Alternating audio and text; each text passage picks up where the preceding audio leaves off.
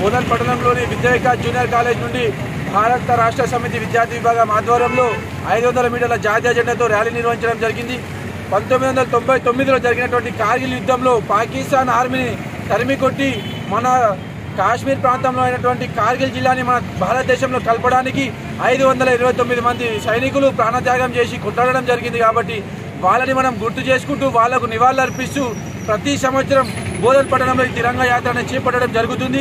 అలాగే ఈ సంవత్సరం కూడా తిరంగా యాత్ర చేపట్టడం జరిగి ఈరోజు యువత మొత్తం కూడా దేశభక్తి నింపుకొని దేశ రక్షణకై దేశభక్తితో ముందుకు సాగాలని చెప్పేసి బీఆర్ఎస్వి కోరుకుంటూ ఈ యొక్క ర్యాలీతోని ప్రతి ఒక్క అమరుడైనటువంటి ప్రతి ఒక్క ఆర్మీ జవాన్ని మేము స్మరించుకుంటూ వారి యొక్క స్లోగన్స్ మనం ఇచ్చుకుంటూ ఈ ర్యాలీ అనేది మనం నిర్వహించడం జరిగింది.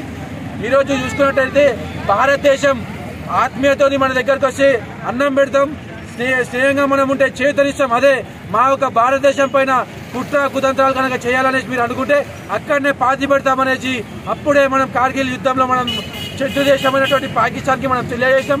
కాబట్టి శత్రు దేశమైనటువంటి పాకిస్తాన్ కానీ ఇలాగే చైనా కానీ ఇంకొకసారి భారతదేశం వైపు కన్నెత్తి చూడాలంటే కూడా భయపడేటువంటి పరిస్థితులు ఈరోజు ఉన్నాయని చెప్పేసి తెలియజేసుకుంటూ మరోసారి కార్గిల్ యుద్ధంలో ప్రాణాలు అర్పించినటువంటి ప్రతి ఒక్క సైనికుడికి కూడా ఇవే మా ఘన నివాళులు తెలియజేసుకుంటూ భారత్ మాతా కీ జై, భారత్ మాతా కీ జై.